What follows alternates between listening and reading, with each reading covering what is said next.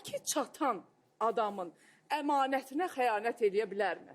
Ona inanmıram. Ərki çatan da, ərki çatan. Yox, heç inanmıram. Bizdə evdə böyüklərimiz cibimizdə nə bileyim, siqaret tuturdu ki, baba da deyir ki, malades, bu yaşda çox etibar qazanmışsan. Aha. Mən babam ümumiyyətlə toya gedib pul xərcləyən adamdır. Ümumiyyətlə çox adam elə dərin münasibəti olmasa belə gətirib dəvətnamə verir ki, dəvətnamə gəlib bu günlər mənim işim var, gedəmirəm. Deyir, yazıcam, dedi ki, dedi 5 şirvanı Fəqan, ay Fəqan, deyirəm ha, deyir bu 5 şirvanı götür, orada gedirsən o Bəxtiyar kişinin oğlunun toyuna. Bilmirəm harama yeyirəm. Adam gəlirdi, məcbur kasta qabanı doyurdu ki, yəni mən toy deyir, Bəxtiyarın oğlunun toyudur, gedəməmişi gəl evdə qoyur.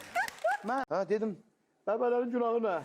Kimin günahı? Bəbələrin günahı nə? Deyirəm, deyir oğul, aylam, əmmə deyir, başına dönüm, buna pul vermişəm. Deyir, həyatı anlayana həyat komediya gəlir, anlamayana faciə.